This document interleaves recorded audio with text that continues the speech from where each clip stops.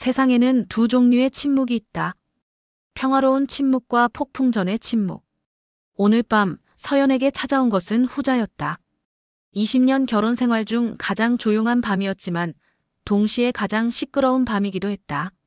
거실 창문 밖으로 비가 내리고 있었다. 10월의 차가운 비였다.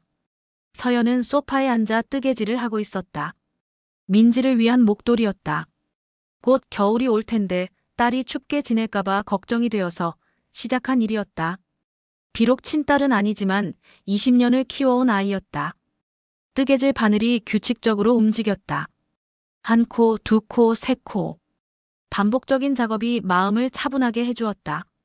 오늘따라 마음이 불안했기 때문이다. 며칠 전부터 느끼고 있던 이상한 기운 때문이었다. 가족들의 시선이 평소와 달랐다. 뭔가 숨기는 것 같은, 자신을 배제하려는 듯한 분위기였다. 민수는 요즘 들어 더욱 차가워졌다. 아침 인사도 건성으로 하고 저녁에는 늦게 들어와서 바로 서재로 들어갔다. 예전에는 거실에서 함께 TV라도 보았는데 이제는 그런 시간조차 없었다. 서연이 말을 걸어도 응, 그래 정도의 짧은 답변만 할 뿐이었다. 아이들도 마찬가지였다. 민지는 원래 서연에게 차가운 편이었지만 요즘은 더욱 심해졌다. 마치 서연을 공기처럼 취급했다. 민호는 그나마 나았지만 역시 예전만큼 편하게 다가오지는 않았다. 특히 지난주부터는 안녕하세요 같은 존댓말을 쓰기 시작했다. 20년을 함께 살면서 갑자기 존댓말이라니. 전화벨이 날카롭게 울렸다. 서연은 뜨개질 바늘을 내려놓고 전화기로 향했다. 밤 10시가 넘은 시간이었다. 누가 이 시간에 전화를 할까? 혹시 무슨 일이 생긴 건 아닐까? 불안한 마음이 들었다. 여보세요? 민수야. 잠시 침묵이 흘렀다.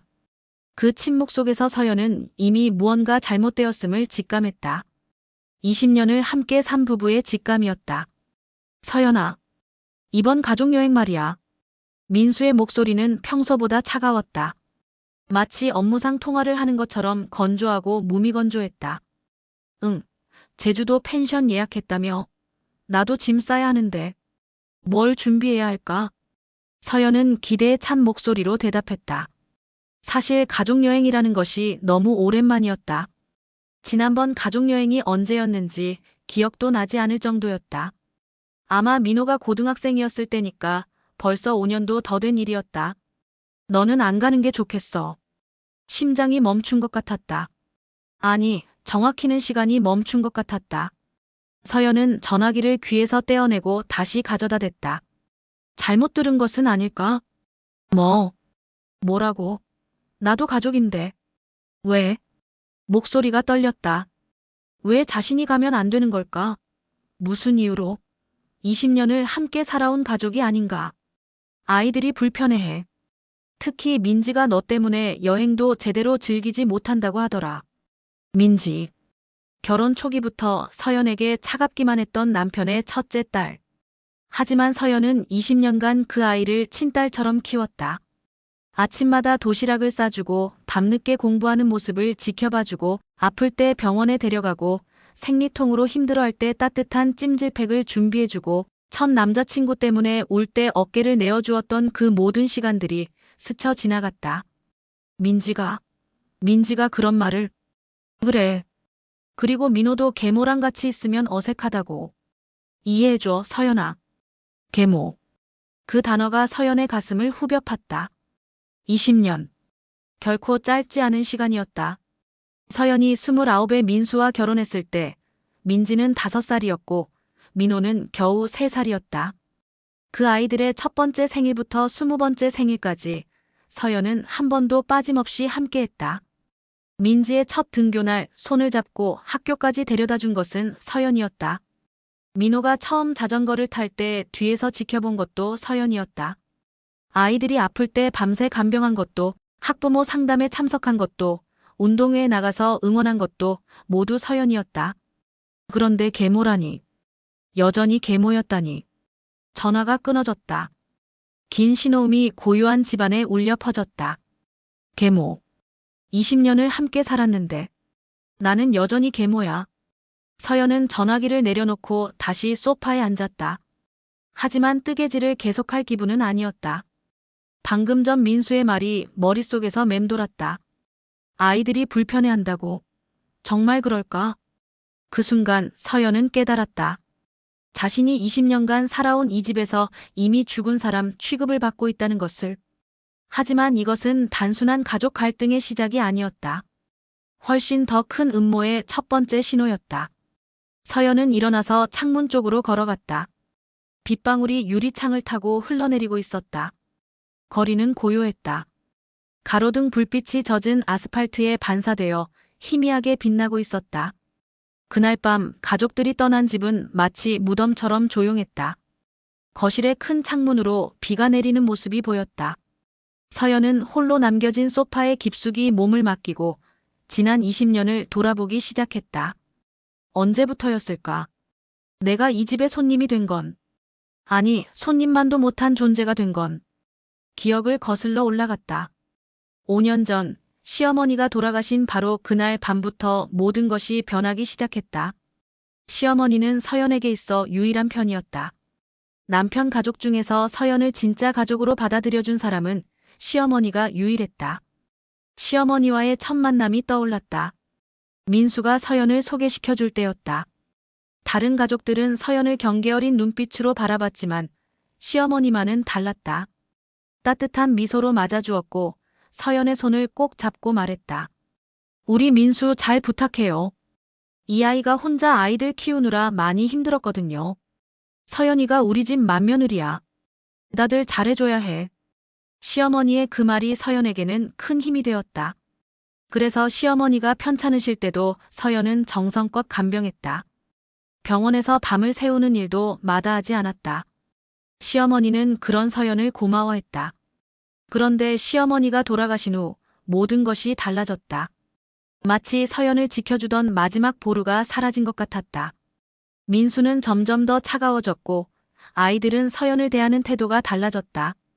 마치 계획이라도 세운 것처럼. 그때 시어머니는 병원 침대에 누운 채 서연의 손을 꼭 잡고 말했다. 그 손은 차갑고 떨리고 있었다. 서연아, 이리 와서 앉아라. 어머니, 약 드셔야죠. 의사 선생님이 시간 맞춰서 드시라고. 약보다 중요한 얘기가 있어. 이 집 금고 말이야. 비밀번호는 내 생일이야. 517. 혹시 모르니 알아두렴. 나중에 꼭 필요할 날이 올 거야. 어머니, 무슨 말씀이세요? 금고는 아들이 관리하는 거 아닌가요? 내가 죽고 나면 이 집이 어떻게 변할지 모르거든. 민수는 착한 아이지만 때론 약해. 주변 사람들에게 휘둘리기 쉬운 성격이야. 어머니, 왜 그런 말씀을?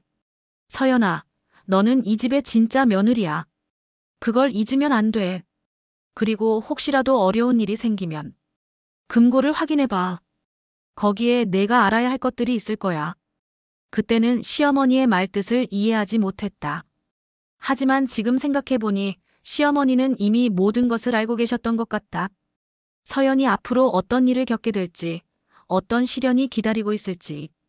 시어머니가 돌아가신 후 집안 분위기는 완전히 바뀌었다. 민수는 점점 더 차가워졌고 아이들은 서연을 대하는 태도가 달라졌다. 마치 짜고 한 것처럼. 장례식 때도 그랬다. 서연은 상주 행세를 했지만 다른 가족들은 서연을 마치 남처럼 대했다. 조문객들이 서연에게 인사할 때도 다른 가족들은 못마땅한 표정을 지었다. 마치 서연이 그 자리에 있는 것 자체가 부적절하다는 듯이. 그때부터였구나. 서연은 혼잣말을 했다. 시어머니가 돌아가신 후부터 자신의 입지가 흔들리기 시작했다는 것을 이제야 깨달았다. 비가 더욱 세게 내리기 시작했다. 창문에 빗방울이 세차게 부딪혔다. 서연은 시계를 보았다. 밤 11시가 넘었다. 평소 같으면 잠자리에 들 시간이었지만 오늘은 잠이 올 것 같지 않았다. 갑자기 현관문이 열리는 소리가 들렸다. 서연은 깜짝 놀라 고개를 들었다. 현관 쪽을 바라보았지만 어둠 때문에 잘 보이지 않았다. 누구지? 가족들은 제주도에. 하이힐 소리가 복도에 울려 퍼졌다. 규칙적이고 차가운 소리였다. 서연은 그 소리만으로도 누구인지 알 수 있었다. 민지였다. 의붓딸 민지가 거실로 들어왔다. 25세의 그녀는 언제나처럼 차갑고 도도한 표정을 짓고 있었다. 명품 핸드백을 메고 완벽하게 화장한 얼굴에는 미소라곤 찾아볼 수 없었다. 민지는 평소에도 서연에게 친근하게 대하지 않았다. 어릴 때는 그래도 엄마라고 불렀지만 중학교에 들어가면서부터는 어머니로 바뀌었다. 그리고 최근에는 아예 호칭을 부르지 않고 말하는 일이 많아졌다. 어머니, 뭐 하세요? 혼자 앉아서 중얼거리면서. 민지의 목소리에는 짜증이 섞여 있었다. 마치 서연이 뭔가 이상한 행동을 하고 있다는 듯한 투였다. 서연은 당황하며 일어났다. 민지야, 너 제주도 안 갔어? 아빠랑. 제주도요? 저는 처음부터 안 간다고 했는데요. 아빠가 걱정해서 들르라고 했어요. 어머니 혼자 있으면 또 이상한 생각할까봐. 또 이상한 생각. 민지는 항상 서연의 행동을 이상한 것 취급했다. 마치 서연이 정신적으로 문제가 있는 사람인 것처럼. 언제부터였을까? 민지가 서연을 이런 식으로 대하기 시작한 것이. 이상한 생각이라니. 나는 그냥. 어머니도 이제 50이 넘으셨잖아요. 새로운 인생 생각해 보시는 게 어때요? 아빠도 더 이상은 힘들어 하시니까. 새로운 인생. 그 말 속에는 이 집에서 나가라는 의미가 숨어 있었다. 50이 넘었으니 새로운 인생을 시작하라고. 그럼 지금까지의 20년은 뭐였단 말인가? 민지야, 무슨 말이 그렇게. 어머니는 모르시겠지만 아빠가 요즘 많이 힘들어 하세요. 어머니 때문에. 나 때문에. 내가 뭘 잘못했는데. 꼭 잘못을 해야만 힘든 건 아니잖아요. 그냥. 존재 자체가 부담스러울 수도 있는 거고. 존재 자체가 부담스럽다. 그 말이 서연의 심장을 찔렀다. 20년을 헌신해온 가정에서 자신의 존재가 부담스럽다니. 민지는 핸드백을 메며 마지막으로 한마디 더 던졌다. 그리고 어머니, 혹시 아빠 서재에 있는 금고 같은 거 절대 건드리시면 안 돼요. 아시죠? 서연은 깜짝 놀랐다. 금고 얘기를 왜 갑자기? 그것도 그렇게 경고하는 투로. 금고? 나는 그런 건 관심 없어. 그럼 됐고요. 그럼 저는 갈게요. 혼자 있는 시간 좀 가져보세요, 어머니. 진지하게 미래에 대해서 생각해 보시고요. 민지의 말투와 표정이 이상했다. 평소보다도 더 경계하는 듯한, 마치 서연이 뭔가를 알아채기 전에 미리 차단하려는 듯한 느낌이었다.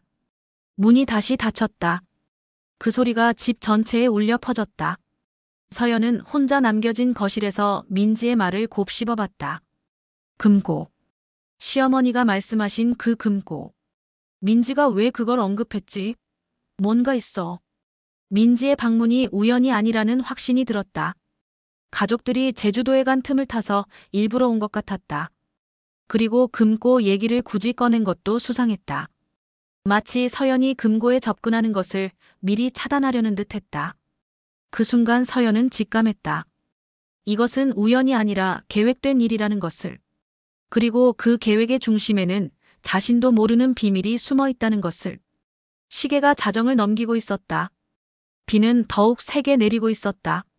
서연은 일어나서 창문 쪽으로 걸어갔다. 빗방울들이 유리창을 타고 흘러내리는 모습을 바라보며 생각에 잠겼다. 20년 전 민수와 처음 만났을 때를 떠올렸다. 그는 아내를 잃고 홀로 두 아이를 키우는 아버지였다. 서연은 그의 진실한 마음과 아이들에 대한 사랑에 감동했다. 그래서 기꺼이 그 가정에 들어갔다. 처음 만났을 때 민수는 정말 좋은 사람 같았다. 자상하고 따뜻했으며 아이들을 무척 사랑했다. 서연에게도 진심으로 대해주는 것 같았다. 데이트할 때마다 아이들 얘기를 하며 걱정하는 모습이 인상적이었다. 서연 씨, 제가 이런 부탁을 드리는 게 송구스럽지만 아이들이 어머니가 필요해요. 저 혼자로는 한계가 있어서. 그때 민수의 간절한 모습이 서연의 마음을 움직였다.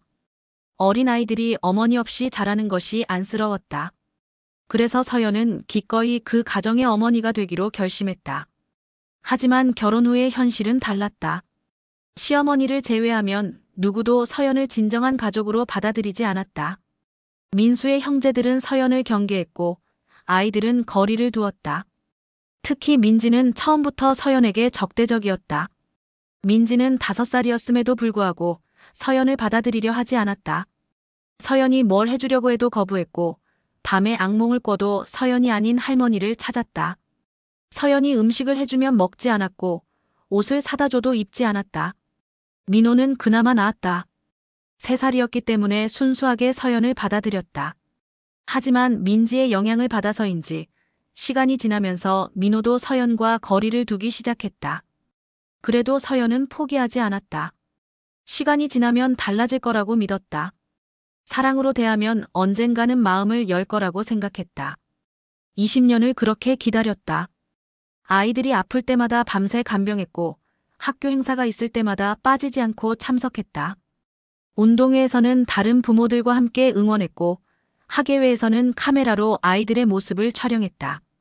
생일 파티도 빠짐없이 준비했고 크리스마스 선물도 정성껏 골라서 사줬다. 하지만 아이들의 반응은 늘 미지근했다. 고마워하기는 했지만 진심으로 기뻐하는 것 같지는 않았다. 마치 의무적으로 고마워하는 것 같았다. 민지가 고등학생이 되어서도 마찬가지였다. 서연이 도시락을 싸주면 감사합니다라고 말하기는 했지만 표정은 차가웠다. 친구들에게 서연을 소개할 때도 새어머니라고 했다. 그냥 어머니가 아니라 굳이 새어머니라고. 대학에 들어가서는 더욱 심해졌다. 집에 있는 시간도 줄어들었고 서연과 대화하는 시간도 거의 없었다. 방학 때도 친구들과 여행을 가거나 아르바이트를 하느라 집에 없는 일이 많았다. 민호는 그나마 서연에게 친근하게 대했다. 하지만 역시 친아들처럼 편하게 굴지는 않았다. 늘 조심스러워했고 뭔가 요청할 때도 눈치를 봤다. 새벽 2시가 되었다. 집은 더욱 조용해졌다. 벽시계의 소리만이 시간의 흐름을 알려줄 뿐이었다. 서연은 결심했다. 시어머니가 말씀하신 금고를 확인해 보기로. 민지가 굳이 그 얘기를 꺼낸 것도 수상하고 시어머니의 마지막 말씀도 계속 마음에 걸렸다. 새벽 3시. 서연은 20년간 한 번도 들어가 보지 않았던 남편의 서재로 향했다. 그 방은 민수의 사적인 공간이었고 서연은 한 번도 허락받지 않고 들어간 적이 없었다. 하지만 오늘 밤은 달랐다. 복도를 조심스럽게 걸었다. 바닥이 삐걱거리지 않도록 발걸음을 최대한 가볍게 했다. 민수가 깨어날까봐 걱정이 되었지만 다행히 침실에서는 코 고는 소리가 들려왔다. 서재 문 앞에 서서 잠시 숨을 골았다. 문 손잡이에 손을 얹고 천천히 돌렸다. 다행히 잠겨있지 않았다. 문을 살며시 열었다. 작은 소리였지만 고요한 밤에는 너무 크게 들렸다. 서재 안은 어둠에 잠겨 있었다. 달빛이 창문을 통해 희미하게 들어와 책상과 책장의 윤곽을 드러내고 있었다. 서연은 휴대폰의 손전등 기능을 켜고 조심스럽게 방안을 살폈다. 책상 위에는 서류들이 정리되어 있었다. 회사 관련 자료들과 각종 계약서들이었다. 책장에는 경영학 서적들과 소설책들이 꽂혀 있었다. 평소에 보던 것들과 다를 게 없었다. 여기 있네. 시어머니 말씀대로. 서재 한쪽 벽에 작은 금고가 있었다. 크기는 그리 크지 않았지만 견고해 보였다.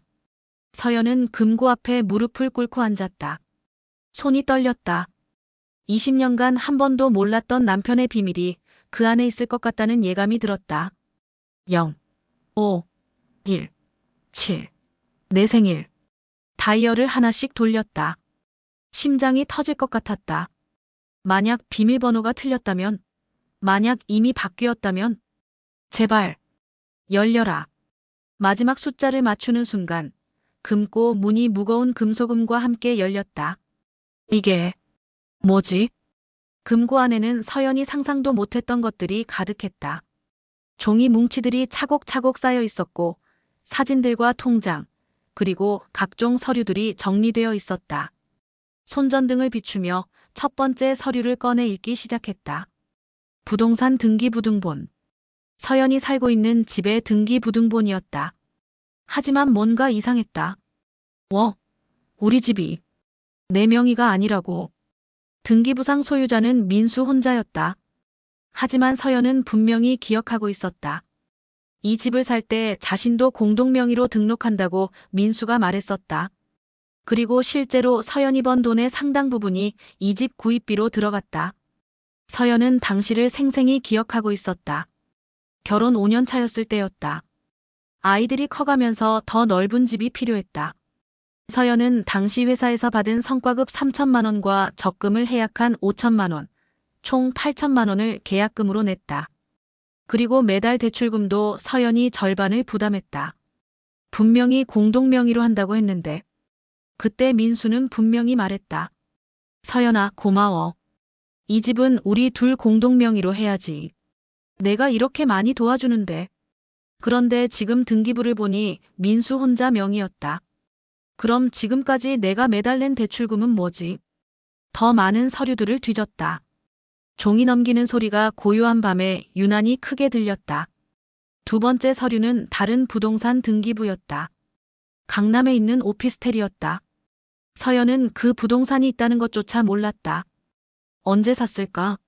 그리고 그 돈은 어디서 났을까? 세 번째 서류는 또 다른 부동산이었다. 부산에 있는 펜션이었다. 이것도 서연은 전혀 몰랐다. 20년을 함께 살면서 남편이 이렇게 많은 부동산을 갖고 있다는 것을 모르고 살았다니. 이 통장은 뭐지? 김영이라는 이름의 여성 앞으로 된 통장 사본이었다. 그리고 그 통장에는 매달 200만 원씩 20년간 입금된 기록이 있었다. 누구야 이 여자? 매달 200만 원씩 20년간. 계산해보니 총액이 4억 8천만 원이었다. 결코 작은 돈이 아니었다. 그리고 그 돈의 출처를 확인해보니 서연이 매달 가게에 보탠 돈과 정확히 일치했다. 서연은 매달 300만 원씩 가게에 보탰다. 그중 100만 원은 생활비로 쓰이고 200만 원은 적금을 든다고 민수가 말했었다. 그런데 그 적금이 다른 여자 명의였다니. 더 충격적인 것은 그 다음이었다. 같은 이름으로 된 다른 통장들도 있었다. 보험금, 주식 투자금, 심지어 서연의 이름으로 대출받은 돈까지 모두 김영이라는 여자에게 가고 있었다. 사진들도 들어있었다. 서연은 사진들을 하나씩 넘겨보며 분노가 차오르는 것을 느꼈다. 첫 번째 사진. 민수가 젊은 여성과 함께 식당에서 식사하는 모습. 그 여자는 서연이 본 적 없는 사람이었다. 민수는 그 여자를 바라보며 환한 미소를 짓고 있었다. 서연에게는 오랫동안 보여주지 않았던 그런 미소였다. 두 번째 사진. 민수가 다른 여성과 호텔 로비에서 손을 잡고 있는 모습. 이 여자도 처음 보는 얼굴이었다. 둘은 연인처럼 다정하게 걸어가고 있었다. 세 번째 사진. 또 다른 여성과 여행지에서 찍은 듯한 사진. 제주도 해변가에서 찍은 것 같았다. 민수는 그 여자의 어깨에 팔을 걸치고 있었다. 이 사진들. 민수가 다른 여자들과. 그것도 한 명이 아니네. 사진들은 계속 나왔다. 각기 다른 여성들, 각기 다른 장소들. 마치 바람의 역사를 기록해 놓은 것 같았다. 그리고 그 사진들을 보니 시기를 대략 짐작할 수 있었다. 민수의 옷차림과 헤어스타일로 봐서 최근 몇 년간의 것들이었다. 이건 뭐야? 바람의 박물관이야. 가장 충격적인 것은 그 다음에 나온 사진이었다.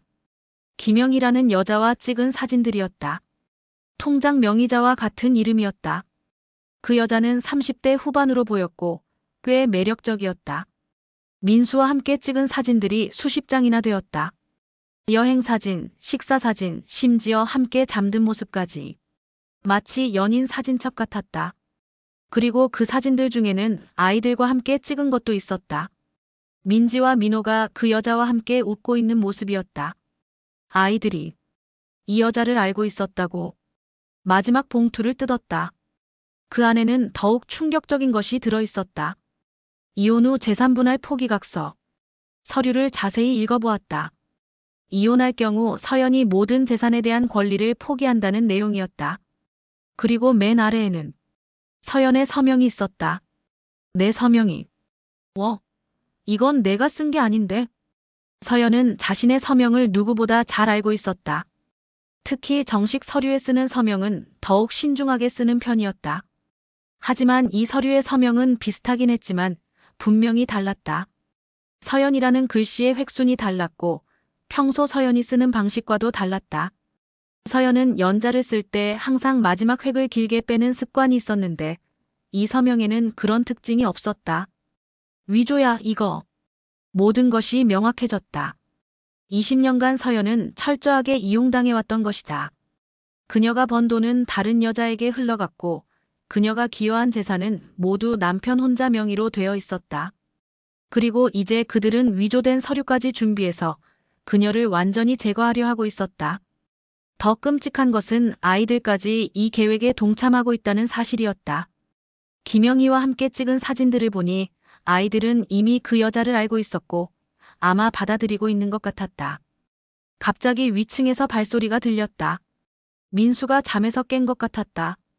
누군가 오고 있어. 빨리 정리하자. 서연은 급하게 휴대폰을 꺼내 서류들을 사진으로 찍기 시작했다. 손이 떨렸지만 최대한 빨리, 그리고 선명하게 찍으려고 노력했다. 이건 전부 사진으로 찍어두자. 증거야. 등기부등본, 통장 사본, 사진들, 위조된 각서. 모든 것을 빠뜨리지 않고 촬영했다.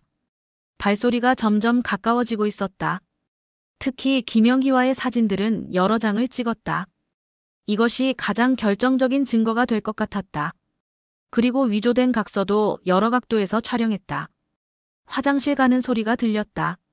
다행히 서재 쪽으로 오는 것은 아니었다. 하지만 언제 내려올지 모르니 서둘러야 했다. 마지막으로 통장 사본들을 모두 촬영했다. 20년간 200만 원씩, 총 4억 8천만 원이 김영희에게 간 것을 증명하는 자료였다. 금고를 닫고 급히 서재를 빠져나왔다. 복도에서 숨을 고르며 자신의 방으로 향했다. 침실에 들어와서도 한동안 심장이 진정되지 않았다. 지금까지 발견한 것들이 너무 충격적이었다.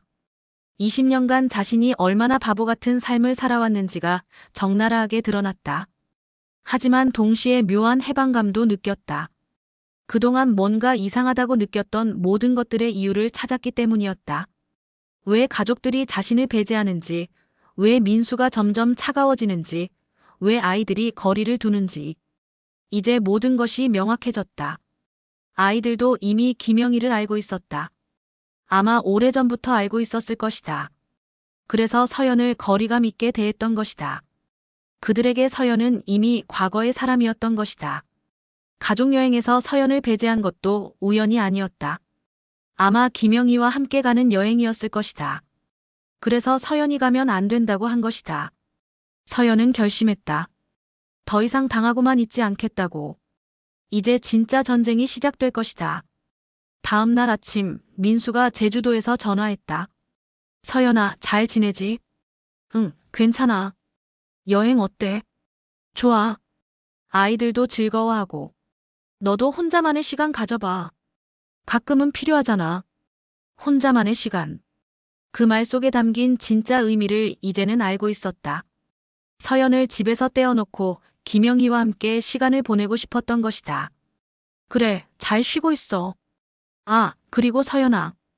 우리 돌아와서 중요한 얘기 좀 하자. 중요한 얘기. 아마 이혼 얘기일 것이다. 위조된 각서를 들이밀며 자연스럽게 이혼하자고 할 작정인 것 같았다. 무슨 얘기인데? 전화로는. 만나서 하자. 그럼 나중에 봐. 전화를 끊고 서연은 바로 대학 동창인 지원에게 연락했다. 지원은 변호사였다. 지원아, 갑자기 미안한데. 급한 일이 생겼어. 만날 수 있을까? 무슨 일인데? 목소리가 심상치 않네. 전화로는 설명하기 어려워. 직접 만나서 얘기할게. 그래, 오후에 강남 카페에서 보자. 평소 가던 그 카페. 오후 2시 강남의 조용한 카페. 커피 머신 소리와 사람들의 대화 소리가 은은하게 깔려 있었다. 서연은 구석진 자리를 잡고 지원을 기다렸다. 지원이 들어왔다. 40대 중반의 그녀는 여전히 날카롭고 지적인 인상을 주었다. 변호사라는 직업이 그녀에게 잘 어울렸다. 서연아, 무슨 일이야? 얼굴이 많이 상했네. 지원이 커피컵을 테이블에 놓으며 걱정스러운 표정을 지었다. 지원아, 이걸 봐줄래? 서연은 휴대폰을 꺼내 어젯밤 찍은 사진들을 보여주기 시작했다. 지원은 사진들을 하나씩 넘겨보며 점점 심각한 표정이 되었다. 등기부등본을 보더니 고개를 절레절레 흔들었다. 서연아, 이건 단순한 불륜이 아니야. 그럼 뭐야? 이건 계획적인 사기야. 그것도 20년간 지속된. 지원은 서류를 자세히 살펴보며 설명했다. 이 위조된 재산분할 포기각 써봐. 내 서명이 아니잖아. 필체가 완전히 달라. 필체 감정받으면 바로 드러나. 지원은 변호사답게 빠르게 상황을 파악했다. 그리고 김영의 명의 통장 사본을 보더니 더욱 심각한 표정을 지었다. 이건 완전히 횡령이야. 내가 가게에 기여한 돈을 다른 여자에게 빼돌린 거잖아. 이건 형사고발감이야. 서연은 불안한 목소리로 말했다. 하지만 지원아, 나는 법적으로 아무것도 모르는 그냥 평범한 아줌마일 뿐이야.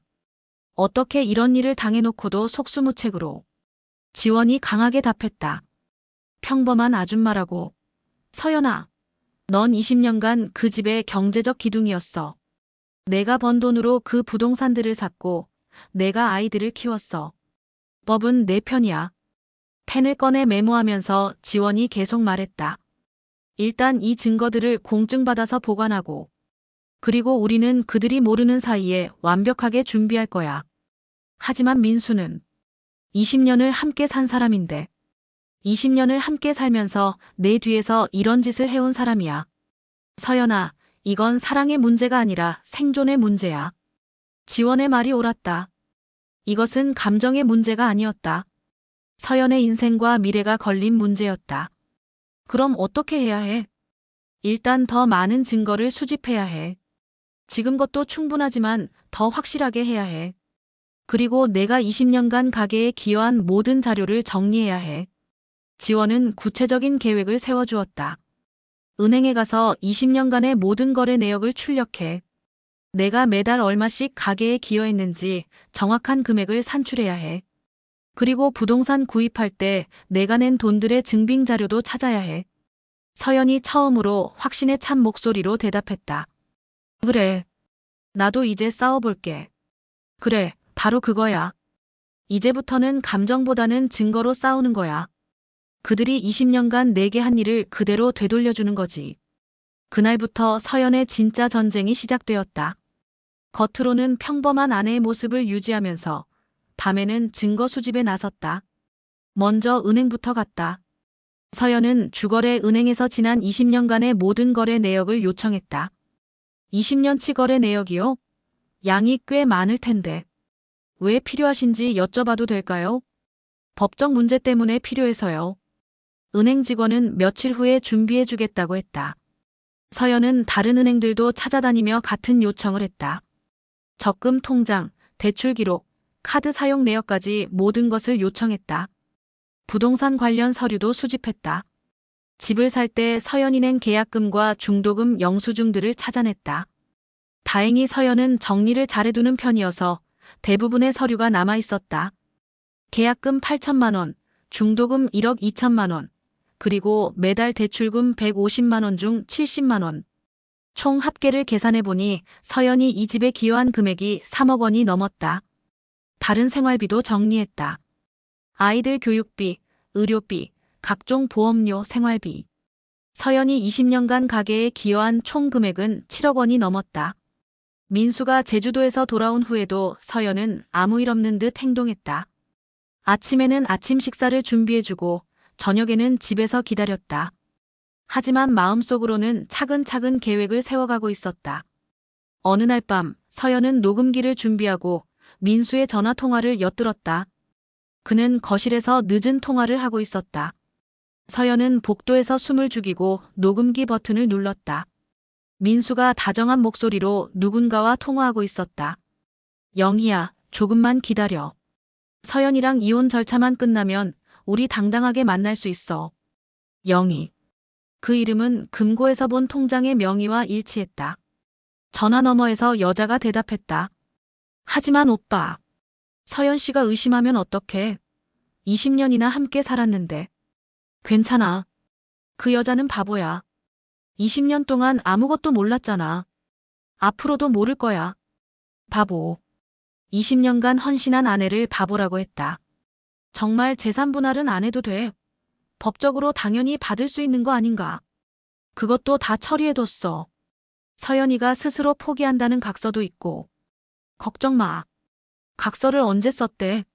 모르는 사이에 처리했지. 김영희가 웃었다. 오빠 정말 나쁜 사람이네. 그래도 우리 행복하려면 어쩔 수 없는 거지. 그래. 이제 얼마 안 남았어. 조금만 더 참자. 아이들은 어때? 서연 씨가 없어지는 거 괜찮아 할까? 아이들은 이미 내 편이야. 특히 민지는 서연이 없어지기를 바라고 있어. 민호도 마찬가지고. 다행이네. 그럼 우리 진짜 가족이 될 수 있겠다. 당연하지. 너랑 아이들이랑 우리 셋이 진짜 가족이야. 서연이는 처음부터 임시였어. 임시. 20년을 임시로 산 것이었다. 녹음을 정지시키며 서연은 분노에 떨었다. 바보. 임시. 그들이 자신을 어떻게 생각하고 있었는지 적나라하게 드러났다. 바보라고. 20년 동안 바보 취급을. 이제 누가 진짜 바보인지 보자. 며칠 후 은행에서 연락이 왔다. 거래 내역이 준비되었다고 했다. 서연은 바로 은행으로 달려갔다. 20년간의 거래 내역은 정말 두꺼웠다. A사 용지로 수백 장이었다. 서연은 그 자료들을 집으로 가져와서 하나하나 정리하기 시작했다. 매달 300만 원씩, 때로는 500만 원까지. 총 합계는 7억 2천만 원이었다. 20년간 서연이 가게에 기여한 금액이었다. 부동산 관련 서류도 완벽하게 정리했다. 집을 살 때 서연이 낸 계약금과 중도금 영수증들, 그리고 매달 대출금 납부 내역까지. 모든 것이 서연 명의의 통장에서 나간 것들이었다. 그리고 결정적으로 민수의 불륜 증거들. 녹음 파일뿐만 아니라 수상한 카드 사용 내역, 호텔 예약 확인서, 선물 구매 내역까지 모든 것을 수집했다. 지원과 다시 만나서 모든 자료를 검토했다. 서연아, 이 정도면 완벽해. 재산 분할뿐만 아니라 위자료까지 충분히 받을 수 있어. 정말? 당연하지. 20년간 7억 원을 기여했으면서 본인 명의 재산은 하나도 없고 남편은 불륜의 횡령까지. 이건 완승이야. 지원은 자신감에 차서 말했다. 그리고 이 녹음 파일은 결정적이야. 아내를 바보라고 하고 계획적으로 이혼하려 했다는 게 다 녹음되어 있잖아. 모든 것이 완벽하게 준비되었다. 법원 접수 창구에서 공무원이 말했다. 이혼 및 재산분할 청구서 접수 완료되었습니다. 도장이 소리를 내며 찍혔다. 서연이 떨리지만 단호한 목소리로 답했다. 감사합니다.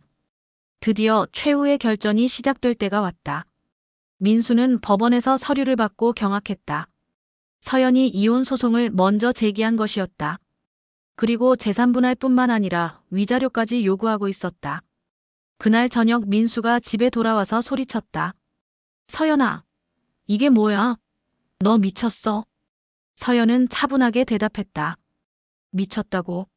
20년 만에 정신을 차린 거지. 뭔 소리야? 갑자기 왜 이래? 갑자기? 20년간 바보로 살았는데 이제야 눈을 뜬 거야. 민수는 당황했다. 서연이 이렇게 강하게 나올 줄 몰랐던 것이다.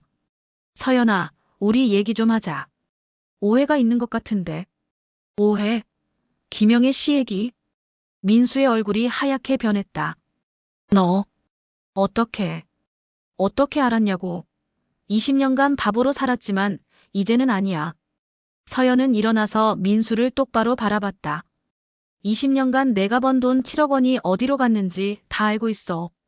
그리고 내가 몰래 산 부동산들도 다 알고 있고 김영애 명의 통장도 다 알고 있어. 민수는 완전히 당황했다. 서연아, 그게 아니라. 아니라고? 그럼 뭐야? 20년간 나를 속이고 내 돈을 빼돌리고 위조 서류까지 만든 게 뭐야? 위조 서류라니. 무슨 소리야? 재산분할 포기각서 말이야. 내 서명을 위조한 그 서류. 민수는 더 이상 변명할 수 없었다. 모든 것이 들통난 것이었다. 서연아, 미안해. 내가 잘못했어. 미안하다고. 20년을 속이고 미안하다고. 서연의 목소리에는 분노와 서운함이 섞여 있었다. 이제 와서 미안하다고 하면 뭐가 달라져? 이미 늦었어. 그 순간 민지가 들어왔다. 아빠, 무슨 일이에요? 왜 이렇게 시끄러? 민지는 분위기를 파악하고는 서연을 노려봤다. 어머니, 아빠한테 왜 이렇게 해요? 민지야, 너도 알고 있었지? 김영애 씨 얘기. 민지의 얼굴이 굳어졌다. 그게 뭐가 어때서요? 아빠도 행복할 권리가 있는 거 아니에요? 행복할 권리. 그럼 나는 20년간 뭐였어? 어머니는 아빠에게 맞는 사람이 아니었어요. 처음부터. 민지의 말이 서연의 심장을 찔렀다. 처음부터 맞지 않았다면 왜 20년을 기다렸어? 왜 20년간 내가 너희들을 키우게 했어?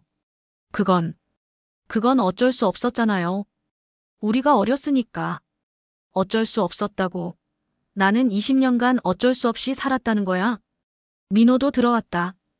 그는 미안한 표정을 지었지만 결국 아버지 편을 들었다. 엄마, 죄송해요. 하지만 아빠가 행복했으면 좋겠어요. 행복? 내 돈을 훔쳐서 다른 여자와 행복하겠다고. 그건 법적으로 해결하면 되는 거 아닌가요? 서연은 이제 완전히 혼자라는 것을 깨달았다. 가족이라고 생각했던 사람들이 모두 자신을 버렸다. 좋아. 법적으로 해결하자. 정확히 법적으로. 며칠 후 변호사 선임 통지서가 민수에게 전달되었다. 서연이 지원을 정식 변호사로 선임한 것이었다. 민수도 변호사를 선임했다. 그의 변호사는 서연을 전업주부로 취급하며 재산 분할을 최소화하려고 했다. 하지만 서연과 지원은 철저히 준비되어 있었다. 첫 번째 조정 기일. 법원의 조정실에서 양측이 만났다. 민수 측 변호사가 말했다. 의뢰인은 20년간 가정의 경제적 책임을 졌고 상대방은 전업주부로서 가사노동에만 기여했습니다. 따라서 재산분할 비율은 73이 적정합니다. 지원이 반박했다. 잠깐요. 이 자료를 보시죠. 지원은 서연이 20년간 가계에 기여한 모든 자료를 제출했다. 의뢰인은 20년간 총 7억 2천만 원을 가계에 기여했습니다. 이는 전체 가계 수입의 65%에 해당합니다. 조정위원도 놀랐다. 7억 2천만 원이요? 어떻게 이런 금액이? 매달 300만 원씩, 때로는 500만 원까지 꾸준히 기여했습니다. 그리고 부동산 구입 자금의 대부분도 의뢰인이 부담했습니다. 민수 측 변호사가 당황했다. 하지만 재산 명의는 모두 남편 앞으로 되어 있지 않습니까? 그것이 바로 문제입니다.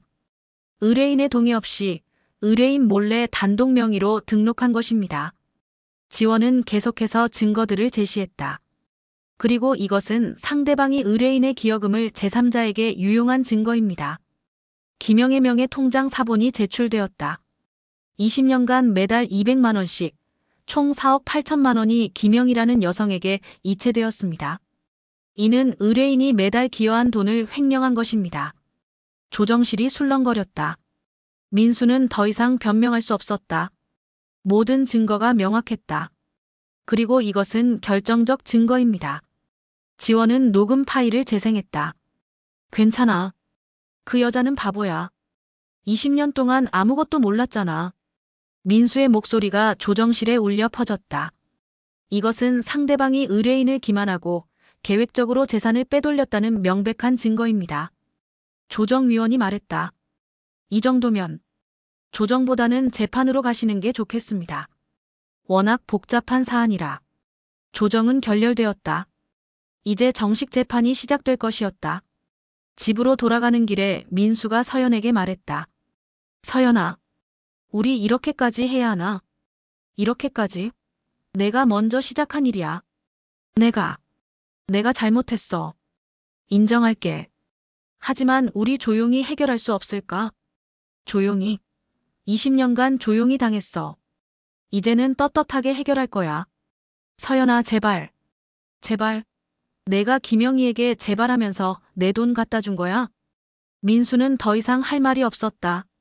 드디어 그날이 왔다. 본격적인 법정 대결의 날이었다. 법정은 사람들의 웅성거림으로 가득했다. 판사가 입장했다. 사람들이 모두 일어섰다. 착석하십시오. 이혼 및 재산분할 사건을 개정합니다. 모든 사람이 자리에 앉았다. 남편 측 변호사가 먼저 주장했다. 판사님, 피고는 20년간 원고에게 의존하며 살아온 전업주부입니다. 원고가 모든 경제적 책임을 져왔으며 피고의 가사노동 기여도는 30%를 넘지 않습니다. 방청석에서 웅성거리는 소리가 들렸다. 더욱이 피고는 이미 재산분할을 포기한다는 각서까지 작성했습니다. 따라서 재산분할은 불가하며 오히려 원고가 피고에게 위자료를 지급받아야 합니다. 서류를 제출하는 소리가 들렸다. 지원 변호사가 일어서서 차분하지만 강하게 반박했다. 잠시만요, 판사님. 상대방 주장은 사실과 완전히 다릅니다. 어떤 점에서 다르다는 것입니까? 첫째, 의뢰인은 전업주부가 아닙니다. 20년간 직장 생활을 하며 가게에 지속적으로 기여해왔습니다. 지원은 서연의 근무 경력과 급여 명세서를 제출했다. 둘째, 상대방이 제출한 재산분할 포기각서는 위조입니다. 서연이 일어서며 떨리지만 또렷하게 말했다. 판사님, 저는 그런 각서를 쓴 적이 없습니다. 그리고 그 서명도 제가 한 것이 아닙니다. 민수가 당황하며 소리쳤다. 서연아, 너 뭔 소리야? 분명히 내가 20년간 당신에게 속았지만 법정에서까지 속지는 않겠어요. 서연은 가방에서 서류를 꺼냈다. 판사님, 이것은 제가 20년간 이 가정에 기여한 경제적 증빙 자료입니다. 지원 변호사가 설명했다. 의뢰인은 20년간 매달 300만 원씩 총 7억 2천만 원을 가게에 기여했습니다. 이는 전체 가게 수입의 65%에 해당합니다. 또한 부동산 구입 자금의 70%를 의뢰인이 부담했음에도 불구하고 모든 재산이 상대방 단독 명의로 등록되어 있습니다. 방청석이 술렁였다. 더욱 심각한 것은 상대방이 의뢰인의 기여금을 제3자에게 횡령했다는 사실입니다. 김영의 명의 통장 사본이 제출되었다. 서연이 계속 말했다. 그리고 이것은 남편이 저 몰래 다른 여성과 나눈 통화 녹음입니다. 긴장감이 최고조에 달했다. 남편 측 변호사가 소리쳤다. 이에 있습니다. 불법 녹음은 증거로 채택될 수 없습니다. 지원 변호사가 반박했다. 자택에서의 통화는 불법 녹음에 해당하지 않습니다. 또한 의뢰인의 재산권 보호를 위한 정당한 증거 수집 행위입니다. 판사가 녹음 재생을 허가했다. 녹음된 민수의 목소리가 법정에 울려 퍼졌다. 서연이는 이제 필요 없어. 바보 같은 여자야. 이혼하고 나면 모든 재산은 우리 것이 될 거야. 법정이 대소동에 휩싸였다. 또 모르는 사이에 처리했지. 서연이가 재산분할 포기한다는 각서도 있어. 판사가 망치를 두드리며 외쳤다. 정숙하십시오. 민수가 완전히 당황한 목소리로 변명했다. 저건 그게 아니라 오해입니다. 서연이 감정을 억누르며 말했다. 20년 동안 바보 같은 여자였습니다. 하지만 이제는 아닙니다. 지원 변호사가 추가로 말했다. 판사님, 추가로 필체 감정서도 제출하겠습니다. 재산분할 포기각서는 완전한 위조임이 과학적으로 증명되었습니다. 필체 감정서가 제출되었다. 또한 상대방의 불륜 행위에 대한 추가 증거도 있습니다. 호텔 이용 내역, 신용카드 사용 내역, 선물 구매 기록들이 제출되었다. 상대방은 20년간 계획적으로 의뢰인을 기만하고 재산을 빼돌렸으며 불륜 관계를 유지해왔습니다. 이는 명백한 악의적 파탄 행위입니다. 민수 측 변호사는 더 이상 변론할 수 없었다. 모든 증거가 명확했고 반박할 여지가 없었다. 판사가 잠시 심리 중단을 선언했다. 30분 후 재개되었다. 심리 결과를 선고하겠습니다. 법정이 조용해졌다. 피고의 주장은 모두 사실로 인정됩니다. 원고의 행위는 악의적 파탄 행위에 해당하며 재산분할 포기각서는 위조로 판단됩니다. 따라서 이혼을 인용하며 재산의 70%를 피고 서연에게 배분합니다. 또한 위자료 1억 원을 원고가 피고에게 지급하라고 명령합니다. 판사의 망치가 울렸다. 서연이 안도의 한숨을 내쉬었다. 드디어 20년 만에 서연은 자신의 목소리를 되찾았다. 그리고 정의가 승리했다. 법정을 나오면서 지원이 말했다. 서연아, 축하해. 정말 대단했어. 고마워, 지원아. 너 없었으면 못했을 거야. 이제 진짜 새로운 시작이야. 50살에 새 인생 시작하는 거지. 서연은 고개를 끄덕였다. 이제 정말 자유였다. 6개월 후 서연은 싱가포르로 떠났다. 새로운 직장, 새로운 삶을 위해서였다. 재산분할로 받은 돈으로 여유 있는 새 출발이 가능했다. 인천공항에서 어머니가 배웅을 나왔다. 서연아, 정말 잘한 결정 같아. 이제야 우리 딸 얼굴에 웃음이 돌아왔네. 엄마 걱정 마세요. 이제 정말 행복하게 살 거예요. 그래, 나이는 숫자일 뿐이야. 50살에 새 시작하는 거 멋지다. 비행기가 이륙했다. 서연은 창밖을 바라보며 생각했다. 이제 정말 자유다. 싱가포르에서의 새로운 직장 생활은 상상보다 훨씬 좋았다. 동료들은 서연의 경험과 능력을 인정해 주었고, 누구도 그녀를 누구의 아내로 보지 않았다. 그녀는 그냥 서연이었다. 핸드폰이 울렸다. 한국에서 온 전화였다. 엄마, 여기 정말 좋아요. 회사 사람들도 친절하고 일도 재미있어요. 전화 너머에서 어머니의 따뜻한 목소리가 들려왔다. 우리 딸, 목소리가 완전히 달라졌구나. 이제야 진짜 웃는 소리를 내는 것 같아. 그동안 제가 얼마나 작아져 있었는지. 이제야 알겠어요. 그래, 이제 내 인생을 살아라. 남을 위해서가 아니라 너를 위해서. 몇 달 후 서연은 한국어 강사로도 활동하기 시작했다. 싱가포르에 있는 한국 기업들에서 현지 직원들에게 한국어를 가르치는 일이었다. 그러던 중 한 출판사에서 연락이 왔다. 서연의 이야기를 책으로 쓰면 어떻겠냐는 제안이었다. 50세 새 출발의 기록이라는 제목으로 책을 쓰기 시작했다. 20년간의 침묵과 그 침묵을 깬 용기에 대한 이야기였다. 책이 출간되자 큰 반향을 일으켰다. 비슷한 상황에 있는 많은 여성들이 용기를 얻었다는 피드백이 쏟아졌다. 서연은 강연 요청도 받기 시작했다. 처음에는 작은 모임에서 시작했지만 점점 큰 행사에서도 강연하게 되었다. 어느 날 서울의 한 대형 강연장에서 강연을 하게 되었다. 500명이 넘는 청중이 모였다. 사회자가 소개했다. 다음 강연자는 새로운 시작은 늦지 않다의 저자 서연 선생님입니다. 박수 소리가 더 커졌다. 서연이 연단에 올라 청중을 바라봤다. 대부분 중년 여성들이었지만 젊은 여성들과 남성들도 적지 않았다. 안녕하세요. 저는 50살의 새 인생을 시작한 서연입니다. 청중들이 조용히 관심을 보였다. 20년간 저는 남의 인생을 살았습니다. 남편의 아내로, 아이들의 새어머니로, 시어머니의 며느리로. 하지만 정작 저 자신으로는 살지 못했습니다. 청중들이 고개를 끄덕였다. 하지만 늦었다고 생각한 그 순간이 가장 빠른 순간이었습니다. 박수 소리가 터졌다. 여러분, 절대 포기하지 마세요.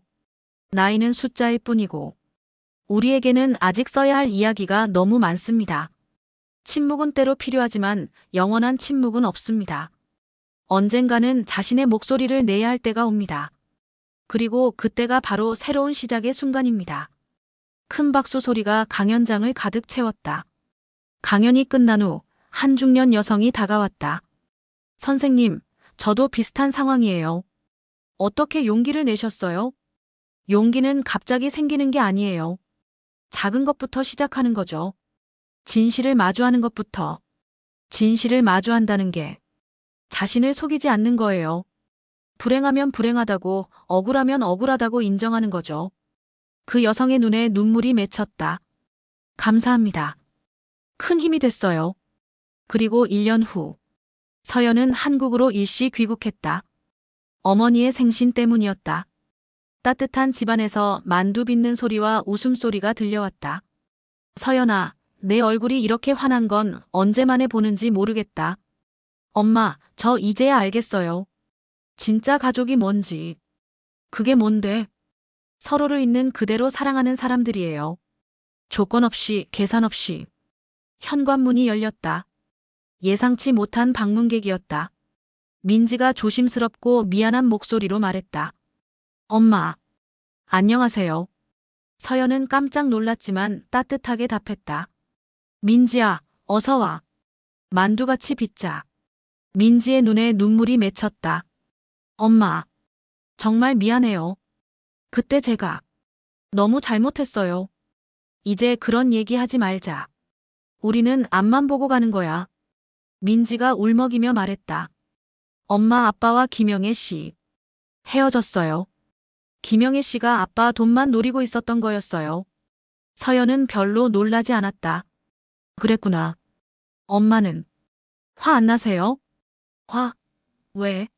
그건 내 아빠 문제지 내 문제가 아니야. 그럼 아빠 용서해 주세요. 서연이 고개를 저었다. 용서는 했어. 하지만 다시 돌아가지는 않을 거야. 나는 이제 내 인생을 살고 있거든. 민지가 이해한다는 듯 고개를 끄덕였다. 엄마가 그렇게 사시는 게 맞는 것 같아요. 그동안 엄마는 너무 많이 참으셨어요. 고마워, 민지야. 엄마 앞으로 가끔 연락해도 될까요? 진짜 딸처럼. 서연이 미소 지었다. 당연하지. 너는 내가 20년간 키운 딸이야. 민지가 서연을 껴안았다. 엄마, 사랑해요. 나도 사랑해, 민지야. 그날 밤 서연은 어머니와 함께 차를 마시며 이야기했다. 엄마, 저 이제 정말 행복해요. 그래, 보기만 해도 알겠어. 내 눈이 살아있어. 20년을 돌아보니 그 시간도 필요했던 것 같아요. 그래야 지금의 행복을 더 소중히 느낄 수 있으니까. 우리 딸, 정말 많이 컸구나. 서연은 이제 누군가의 아내가 아닌 자신의 인생의 진정한 주인공이었다. 50이라는 나이에 시작한 새로운 인생은 그 어느 때보다 빛나고 있었다. 때로는 끝이라고 생각한 순간이 진짜 시작일 때가 있다. 침묵 속에서도 가장 큰 용기가 자라나고 가장 어두운 밤이 지나면 가장 밝은 아침이 온다. 서연의 이야기는 끝이 났다. 하지만 그녀의 진짜 인생은 이제부터 시작이었다. 50세에 찾은 자유, 그것은 그 무엇과도 바꿀 수 없는 소중한 선물이었다. 침묵의 복수는 단순한 복수가 아니었다. 그것은 자신을 되찾는 여정이었고 진정한 행복을 찾는 길이었다. 그리고 무엇보다 중요한 것은 나이와 상관없이 새로운 시작이 가능하다는 희망의 메시지였다. 몇 년이 흘렀다. 서연은 이제 싱가포르에서 한국어 교육센터를 운영하고 있었다. 작은 시작이었지만 점점 규모가 커져서 이제는 직원 10명을 둔 제법 큰 교육기관이 되었다. 어느 날 센터에 특별한 학생이 왔다. 50대 한국 여성이었는데 남편의 해외 발령으로 싱가포르에 온 지 얼마 안 되었다고 했다. 선생님, 저는 한국어를 가르치는 게 아니라 배우러 온 게 아니에요. 영어를 배우고 싶어서요. 영어요? 저희는 한국어 센터인데. 아, 그게 아니라. 선생님 책을 읽었어요. 새로운 시작은 늦지 않다. 너무 감동받았어요. 그 여성의 이름은 미경이었다. 그녀도 서연과 비슷한 상황이었다. 20년 넘게 남편에게 의존해서 살아왔는데 해외 생활을 계기로 독립하고 싶어졌다는 것이었다. 선생님, 저도 50이 넘었는데 정말 새로 시작할 수 있을까요? 서연이 미소 지으며 답했다. 물론이죠. 저도 50에 시작했는걸요. 하지만 저는 아무 기술도 없고 경력도 없어요. 저도 그랬어요. 하지만 살아온 경험 자체가 큰 자산이에요. 서연은 미경을 영어 학원에 소개해주고 또한 싱가포르 생활에 적응할 수 있도록 도와주었다. 몇 달 후 미경은 현지 한국 기업에서 일자리를 찾았다. 선생님 덕분에 새 인생을 시작할 수 있었어요. 제가 한 게 아니에요. 미경 씨가 용기를 낸 거죠. 이런 일들이 반복되면서 서연은 자신의 경험을 더 많은 사람들과 나누고 싶어졌다. 그래서 온라인 상담 프로그램을 시작했다. 매주 토요일 오후 서연은 화상 상담을 통해 전 세계의 한국 여성들과 만났다. 미국, 캐나다, 호주, 유럽. 어디에 살든 비슷한 고민을 가진 여성들이 많았다. 나이 들어서 새로 시작하기 무섭다. 경제적으로 독립할 자신이 없다. 가족들이 반대한다. 모두 서연이 겪었던 고민들이었다. 두려움은 자연스러운 거예요. 저도 처음에는 정말 무서웠어요. 하지만 첫걸음을 떼는 순간 길이 보이기 시작해요. 서연의 조언은 항상 실용적이고 따뜻했다. 이론이 아니라 경험에서 나온 진심 어린 조언이었다. 어느 날 한국에서 대형 방송국의 PD가 연락을 해왔다. 서연의 이야기를 다큐멘터리로 만들고 싶다는 것이었다. 시청자들에게 큰 감동을 줄 수 있을 것 같아요. 특히 중년 여성들에게는 희망의 메시지가 될 거예요. 서연은 처음에는 망설였다. 자신의 사생활이 공개되는 것이 부담스러웠다. 하지만 더 많은 사람들에게 도움이 될 수 있다면 의미 있는 일이라고 생각했다. 다큐멘터리 제작 과정에서 서연은 민수를 다시 만나게 되었다. 제작진이 사건의 전말을 정확히 다루기 위해 민수의 인터뷰도 필요하다고 했다. 5년 만에 만난 민수는 많이 늙어 보였다. 머리는 희끗희끗해졌고 얼굴에는 깊은 주름이 패여 있었다. 서연아, 오랜만이야. 그래, 건강하게 지내고 있었어? 아니, 사실 많이 힘들었어. 김영희랑도 헤어졌고. 그랬구나. 민수는 미안하다는 말을 계속 반복했다. 하지만 서연은 더 이상 화가 나지 않았다. 그저 안쓰러울 뿐이었다. 서연아, 나 정말 후회하고 있어. 돌이킬 수 있다면. 민수야, 과거는 과거야. 우리 각자 앞으로를 생각하자. 너는 행복해 보여. 응, 행복해. 다행이야. 내가 행복하면 됐어. 인터뷰가 끝난 후 민수가 서연에게 말했다. 서연아, 마지막으로 한마디만. 내가 내 인생을 망쳤다는 걸 알아. 미안해. 서연이 고개를 저었다. 망치지 않았어. 그 시간이 있었기 때문에 지금의 내가 있는 거야. 그래도 진짜야. 20년이 없었다면 지금의 행복도 없었을 거야. 그러니까 고마워. 민수의 눈에 눈물이 맺혔다. 다큐멘터리가 방영되자 큰 반향을 일으켰다. 시청률도 높았지만 더 중요한 것은 사회적 메시지였다. 많은 여성들이 용기를 얻었다는 반응이 쏟아졌다. 특히 인상적이었던 것은 젊은 여성들의 반응이었다. 결혼을 앞두고 있거나 신혼인 여성들이 서연의 이야기를 보고 경각심을 갖게 되었다는 것이었다. 경제적 독립의 중요성을 깨달았다. 무조건적인 희생은 사랑이 아니라는 걸 알았다. 내 인생의 주인은 나 자신이라는 걸 잊지 않겠다. 서연은 이런 반응들을 보며 뿌듯함을 느꼈다.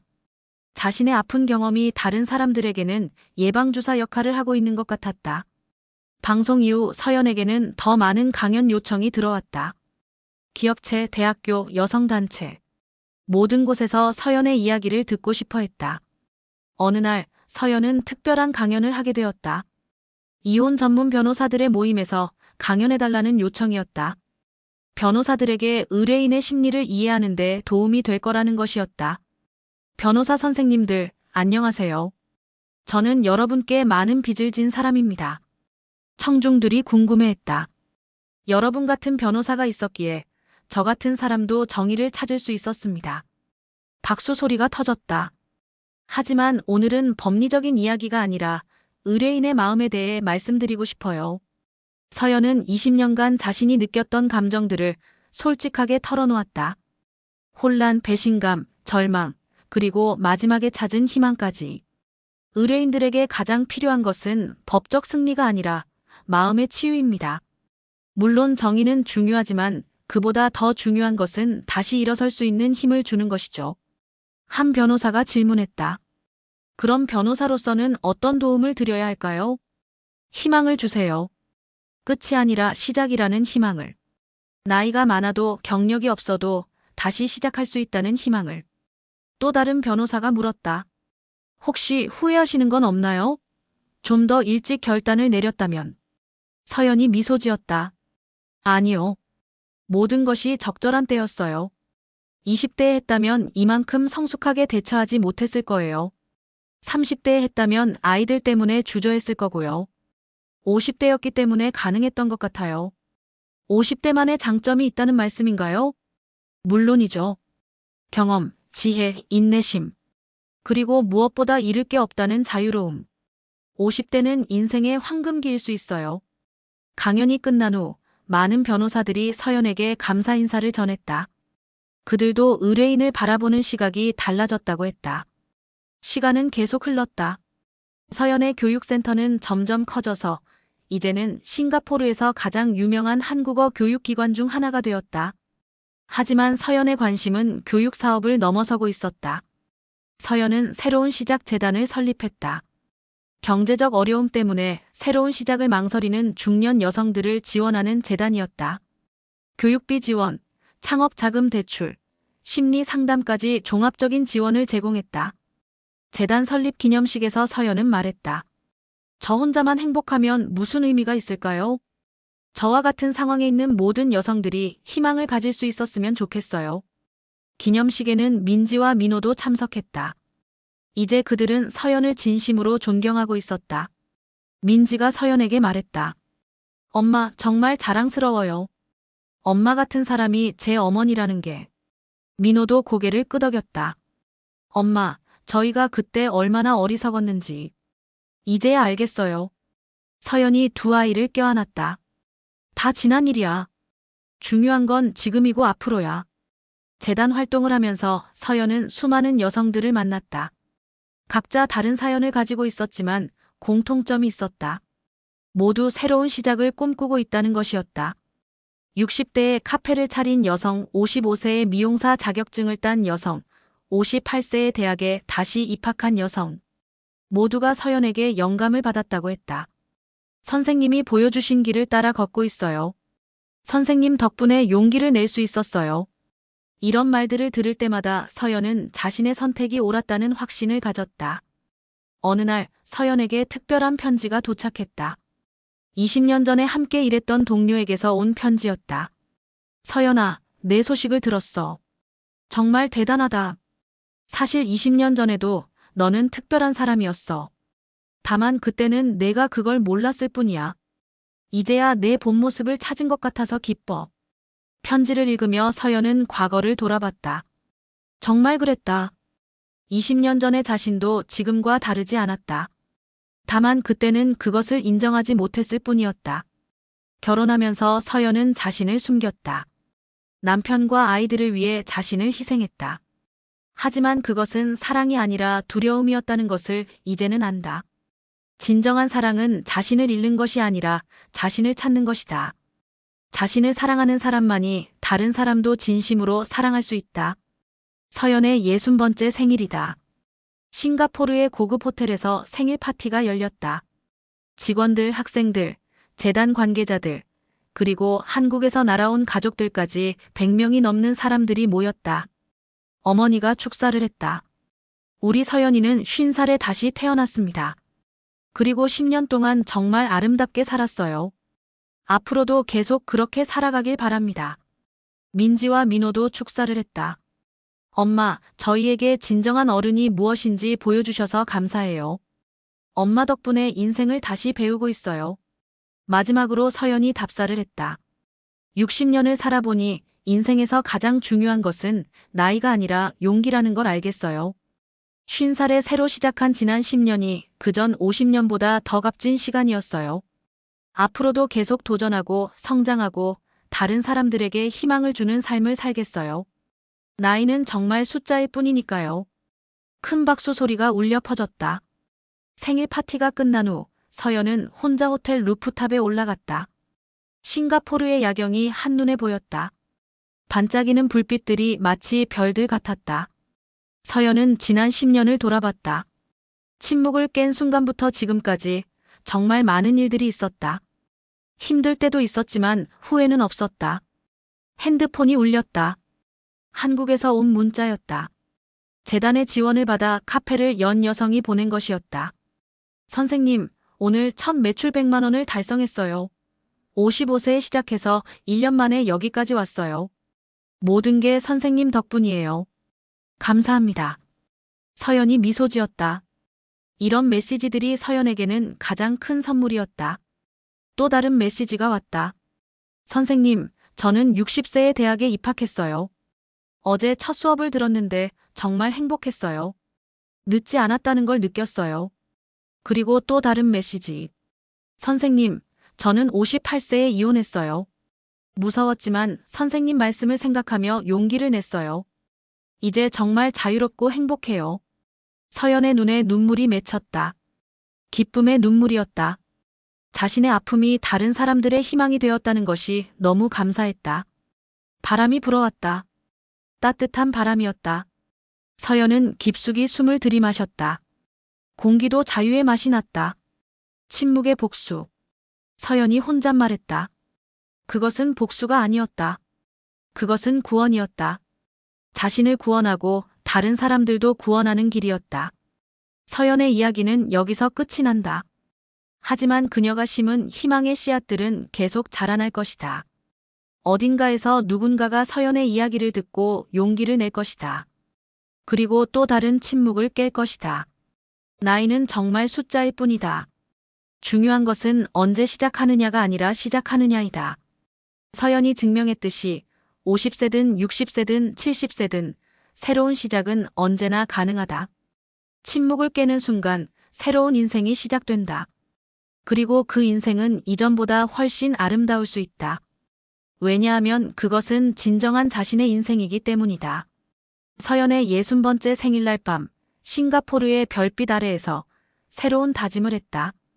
앞으로 20년 아니 30년을 더 살아도 계속 도전하자. 나이는 핑계가 아니라 자산이다. 경험은 무기다. 그리고 용기는 마음먹기 나름이다. 멀리서 새벽을 알리는 닭소리가 들려왔다.